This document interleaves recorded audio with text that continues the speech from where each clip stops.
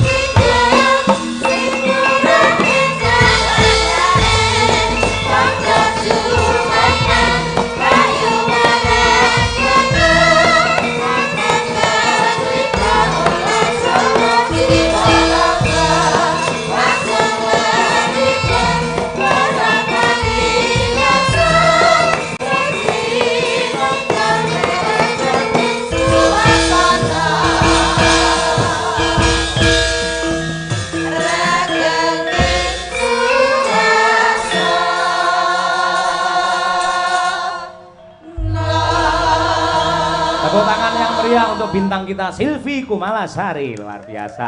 Lah niki nembe salaman sakniki. Lah lek salaman ngeten, Mbak. Supaya awake dhewe nggedhekke rasa syukur dumateng Gusti Allah nggih. Niki lak cobi ningali astane. Nah niki to, niki ngeten. Niki drijine kabeh pinten? Gangsal. Gangsal nggih. Kenapa karo Gusti Allah driji iki digawe pisah-pisah kok ora dadi siji ngeten? Duka pripun niku, Pak? Mang ngeten jawi. Ngeten. Ngeten. Pamriyen apa? Men niki ini akhirnya iso ngene. Guyone ngono. Aduh, bar iki kudu wudu aku. Pripun? Ngeten. Niki dirijine lak 5. Ngeten. Jangan ya 5 to. Nggih. Men iso nggih Supaya salaman. bisa. Lah, lek salaman iki lan begar ngeten. Nggih. Nuduhke iki keagungane Gusti, Nggih. pamunta iki pisah-pisah ngono. Terus akhirnya iki dadi lan ngene. Gayane padi nisir nyekel lho, Pak. Ora tak umbah 7 dina. Bu Kesi, Pak Yoyo, ya Allah, suatu kebanggaan saya bisa hadir di sini. Derekne Pak Yoyo di acara wayang kidulan Gebyar Budaya Mataraman. Leres Nggih. Terima kasih banyak buat tentunya apa ya, Pak Bupati. Tadi sudah pulang kok, tapi tadi sudah ketemu sama saya, alhamdulillah. Nggih to. Nggih. Alhamdulillah. Terima kasih banyak buat Pemkab Ponorogo tentunya. Pariwisata Provinsi Ponorogo. Nggih. Jawa Timur. Nggih. Iya ngono. Nggih. Lah Ponorogo kan Jawa Timur tuh. Nggih. Ketoke sampean lek omong kok salah-salah apa grogi karo aku Pak, ketoke. ya Allah, Pak. Nggih. Grogi sumpah kula. Alah, ora Niki apa-apa. Kepanggih malih kalih jenengan. Oh nggih, syukur. Nggih. Yang kedua kali nggih, Bu. Nggih. Kewangen lho Pak kula. Kangen. Awakmu muni kangen jariku langsung teles ngono. Kula niku nggih kangen kalian jenengan ning apa daya to, Mbak. Kula isone mung nonton teng YouTube, jenengan yen pentas teng pundi-pundi kula tingali. Kula anggere jenengan niku pamane nembang tambal ban niku. Aku iki tukang tambal ban. Kula lagi menghayati kali Bu Kesi HP-ne langsung saut. Delok apa? Tenang Ayo Pak. ndi karo aku? Ayo kowe ngono. ngoten. Nggih, ngoten niku. Saya tuh Bu jenengan cemburu to Bu kali kula. Ora Dek Silvi. Pripun? Jujur wae yen ngene lho Dek. Pak Cahya Kun tadi ku memang idolane iku sampean. Nggih. Dadi api-apike wong wedok ya. Ya, api-apike wong wedok iku ngendikane Pak Cahya, lamun to sing lanang kuwi oleh seneng karo wong wedok liya ning bojone kuwi ya merestui. Kuwi api-apike wong wedok, Dek. Ora enek sing kaya Bu Kesi. Kayak ngono lho Pak, luar biasa. Sik, tepuk tangan apa doane? Padha ndiko. Mendukung iki mau Pak Cahya karo Mbak Silvi. Iya. Ora sampean lek ngendika piye Bu Kesi mau sayang? Piye sayang? Alah wis ngono sama saya. Aku kula biasa nyeluk bojo sayang. Raden Janaka nika teng wayang kan figur tokoh sing ganteng, santosa lahir batin, sekti mandraguna, ning ngendi-endi diedani wong wedok. Nggih. Lah, Dewi Wara Sembadra niku ibarate nggih kula. Jadi suatu kebanggaan kalau seorang Sukesi atau Dewi Wara Sembadra iku iso ngrabekne bojone karo wedok sing ayu jenenge Silvi Kumalasari. Ketoke omongane ngono kuwi kaya ikhlas-ikhlasan ning atine panas itu. Ya Allah. Guyon. Guyon no Pak Tabu. Hah? Tapi namung guyon. Nah, kula manut guyon kenek tenanan ya oke. Ya Allah. Mbak Estu jenengan wes Wis Dek Silvi. Dalem. Wis ben seneng atine. Awake dhewe nyeneng-nyenengke Pak Yoyo, etok-etokan wae ya. Wis diseneng-senengke ben dawa umure ngono. Amin. Ben semangat lek ndalang ben semangat. Iya. Nggih, ngoten nggih Pak nggih. Nggih, kudu dawa umure mergo liyane rene sing dawa ya. Ayo.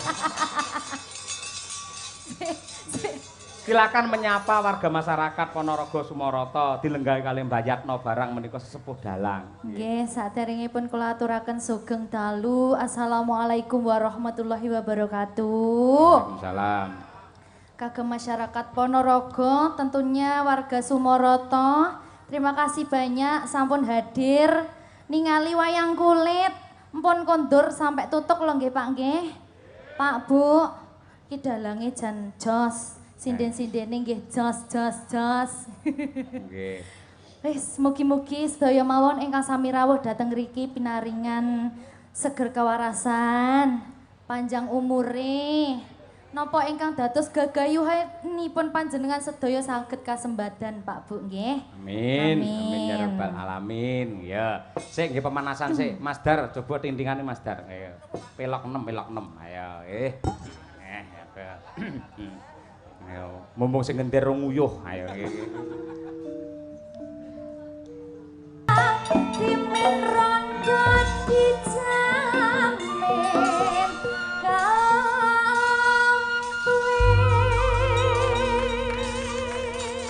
Mbak Silvi, dawuh lek aku ngapalne 7 dina iki pisan. saestu niku. Kula sakjeke dadi dalang ora tau duet kali sinden nembang niki. Nggih, spesial kagem panjenengan kula tembangke. Alhamdulillah, sembah nuwun nggih Pak nggih. Alah sami-sami. Sik to ya Allah. Kok iso kok eneng ya wong lanang kaya ngono. Ning ngarepe bojone ngrayu wong wedok liya kok eneng lho kok tega masyaallah. Biyen ketok apa saiki ketok apa bapakmu ya Allah delok anakku sing saka pondok. Ayo, lek Brahma genah ka pondok saka ngabar Ponorogo ning pancen aku ki elek-elek ya ka pondok ning pondok Ramadan dadi.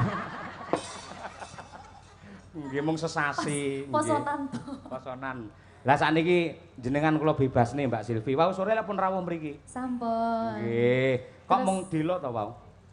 Lah, kula bagi pokok amrih ndang cetuke jenengan ngoten lho niki monggo. Oh, dadi wau sore kula dereng mriki lek nembang mboten pati semangat ngoten nggih. Nggih. Sakniki semangat nggih. Kula padosi jenengan kok dereng minggah-minggah ngoten Ah, wis. nggih. Tak ndang ngalih sik engko ben ndang.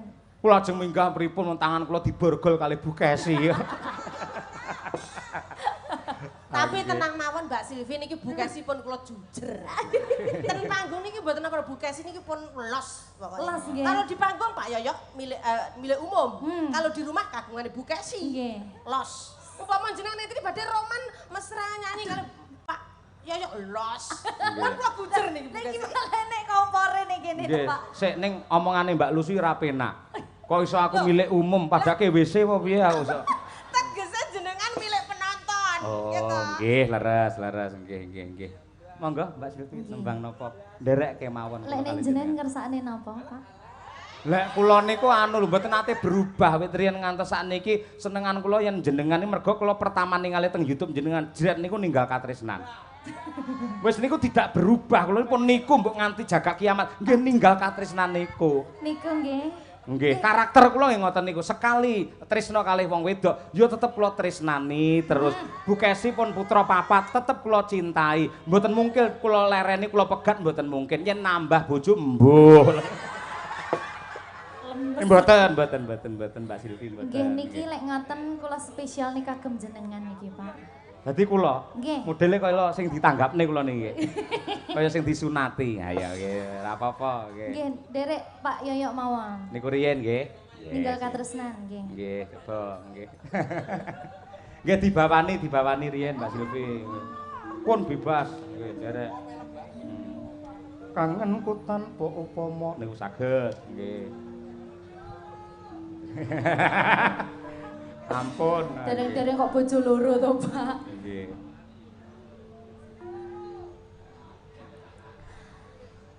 Kangenku tanpa upama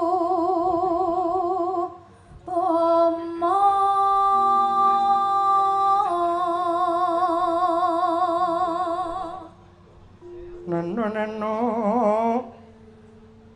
mong sliramu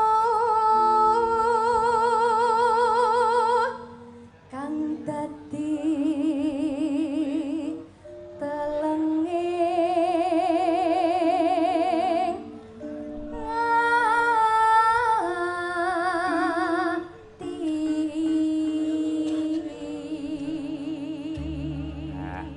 Suarane alus, piyayine ya cantik, lelewane milangoni wiwit saka pucuk rambut nganti jempol sikil ora nek gethek cirine babar pisan. Nganti tekan atine barang ya alus. Temenanan.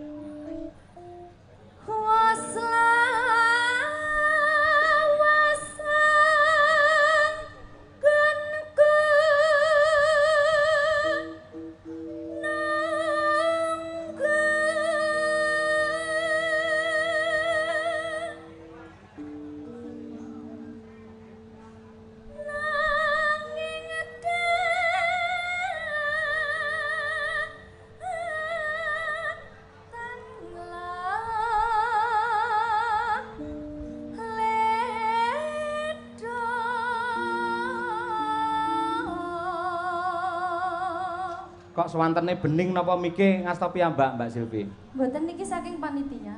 Mikula ta niku? Duka? Oh, nggih mikula, lek mriki berarti mikula. Pripun? Mikula pas napa mboten?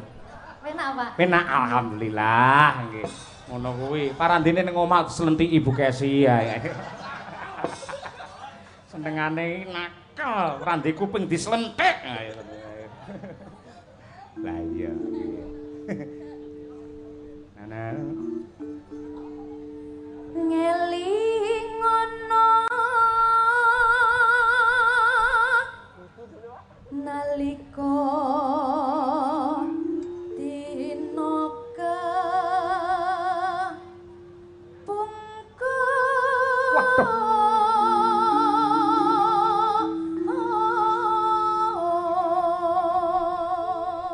Wah, cengkoke mirip sinden tutik. Heeh. Nggih. Sliramu Sliramu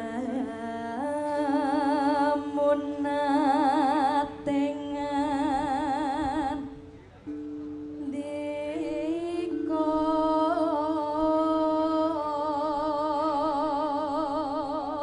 bareng Mbak tresno lahir terus sing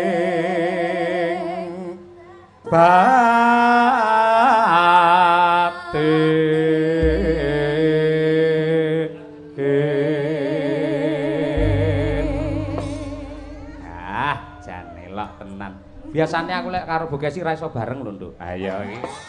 Lah kok niki kalih kula kok langsung pas. Lah nggih kula mboten ngerti, mbok menawa suasanane Mbak Silvi, suasanane nggih. Ya Allah. Nggih. Luar biasa jenengan. Monggo ninggal katresnan sepisan mangke langgam riyin nggih to. Yang kedua saged dijaranke. Silvi Kumalasari ngunut Tulungagung. Yo.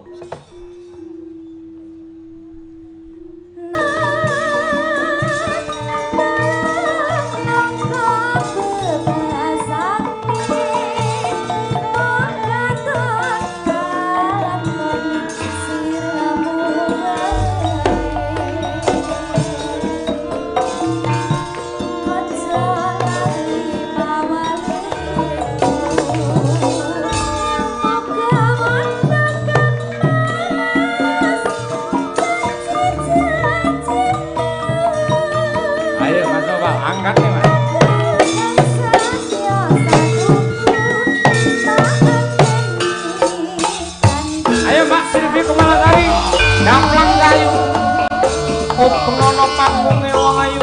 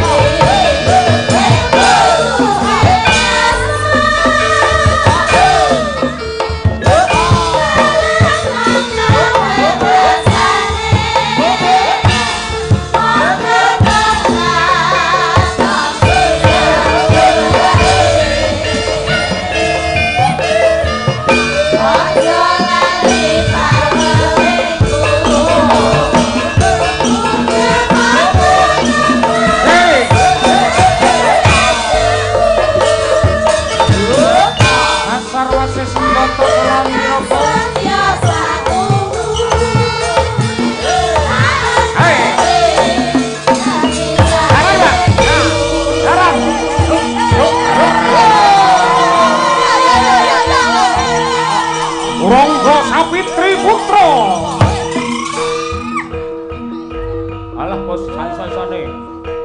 Sak pola-polahe sak obah-obahe genape. Carane ngene iki. Mana ya? Ayo. Os. Tulung aku.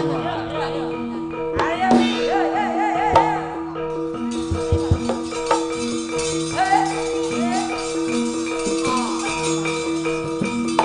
Laku, Pak.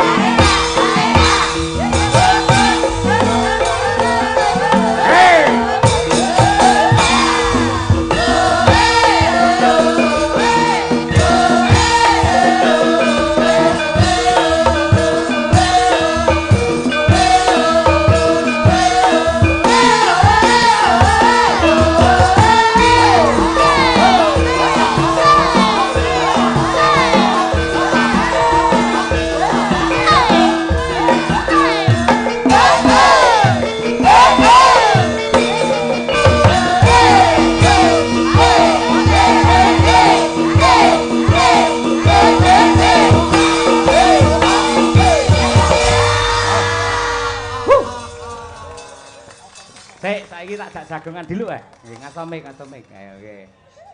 Pripun ditabuhi Madangkara bingung mboten? Ndredeg lho Pak saestu. Mergo sekarane dereng apal to. Nggih. Lah carane men apal Pripun? sing rada kerep melu aku ya. Niku Nggih. carane nggih. Kapan-kapan mengke lek niku kula teng Solo kula tak dolan teng griyane jenengan. Estu nggih. Mangki yen dolan nggen kula dipasne pas bukesi teng kantor mawon dadi. Berarti kula ngubungi sinten niki? Biasane kan kula WA-ane kalih Bu Kesi to. Ngubungi Larso mawon. Nggih. Nun sewu jenengan mangke ngantos sak telas limbukan to. Napa mung ngarep tok ngenten? Ngajeng tok. Bar niki terus kondur. Oh, berarti sak lagungkas bar niku jenengan saged kondur, nggih. Bapak. Nggih, siap. Sembah nuwun. Niku Brahma Kesawan niku anak kula. Niki? Nggih, pun teng pondok niku Mbak Silvi. Nggih. Niki teng pondok. Nggih. Niki pas teng griya ngoten. Mboten dipun antar kalian Pak Jainul selaku guru pondok Nggih. untuk melihat Bapak Nyandalang supaya tidak terputus untuk mencintai budaya wayang. Ngoten niku. Nggih. Luar biasa. Nggih. Muga-muga apa sing dadi cita-citamu kasembatan ya Le ya. Amin. Dadi anak sing soleh, Amin. berbakti kepada kedua orang tua. Amin. Muga-muga ora entuk ibu anyar ya Le ya. Ngoten niku doane jenengan iki. Lho, raya apik to, Mbak? Apik to dong aku. Muga-muga ora entuk bojo apa jenenge ibu anyar lah ya apik to. Tapi jenengan ket mau sing dibahas monggah niku, berarti enten pandangan mesti niki. Lah pancen sak umur kula niku pandangan hidup. Mung dipandang tok wis hidup, ngoten nggih. Ngoten niku. Nggih. Nggih, niki berarti setunggal lagu malih nggih, Pak? Nggih, tunggal melih, nggih. Jenengan enten requestan malih? Mboten, nggih. Mbok menawi enten niki pamundutan saking Wiyaga-wiyaga Madangkara. Wah, nggih. Apa Mas Danang niku sing seneng anu, nggih. Mbah Wir niku ayo nggih. Apa sing cara saiki ngoten nggih saged kok kanca-kanca. Napa? Kusuma Wijaya nggih. Kusuma Wijaya. Oh nggih. Kusuma Wijaya nggih. Coba kaya apa? Lakon iki ayo. Madangkara iso ngiringi Mbak Silvi Kumalasari. Ayo nggih. Mboten kula sing bangga niki, Pak. Saged nderekne jenengan bangga kula. Wah, nggih. Hah? Nggih. Nggih. Ya, diaturake coba kaya apa? Kusuma Wijaya. Kusuma adalah bunga yang indah, Wijaya adalah kemenangan. Semoga hadirnya Mbak Silvi Kumalasari di Ponorogo menjadi keindahan dan kemenangan untuk warga masyarakat Ponorogo. Golek kata-kata ngeten iki angel lho Mbak Silvi. Ya, monggo Kusuma Wijaya dados yuk.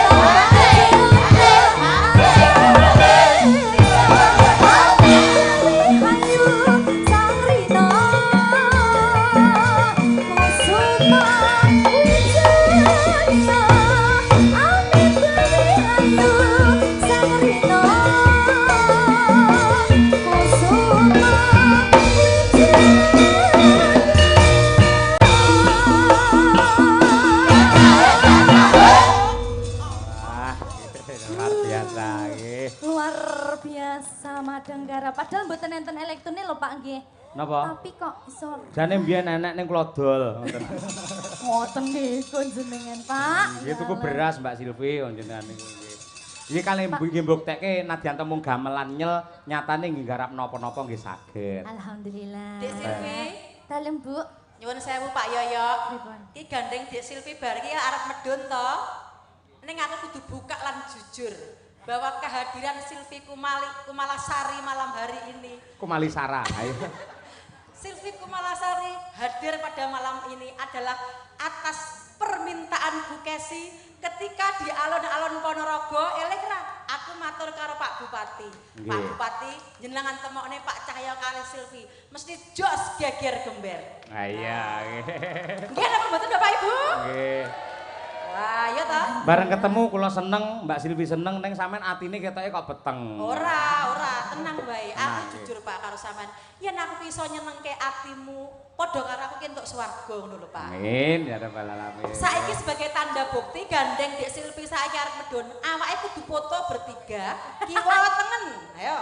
Kameramen siap? Aduh, kita foto, yo. Ayo. Saestu niki Bu. Ayo, sana kita. Wong loro tok aku rasa. Ora ben marem lho kenang-kenangan. Ayo dipoto Nadia ya kameramen. Diiringi, Cong. Diiringi. Iringane apa iki iringane apike? Kok malah tepuk sakinah pripun to Pak? Seiringane sing cocok apa iki? Kedok ngorek yo. Kedok ngorek siap? Yo. Foto deh. Nyun sewu lho.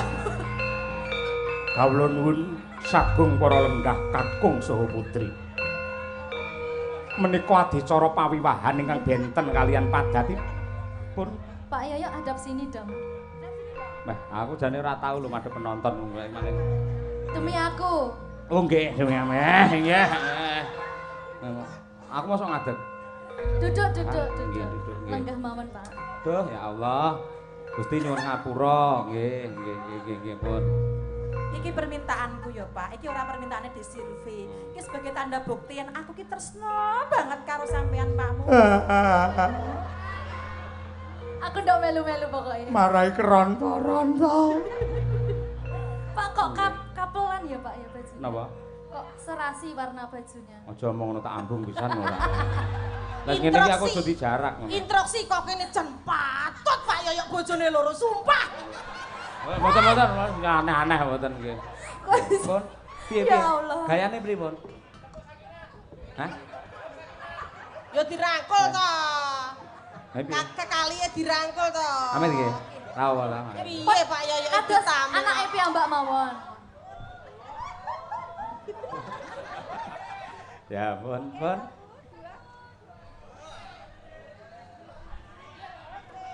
nggih matur nuwun nggih.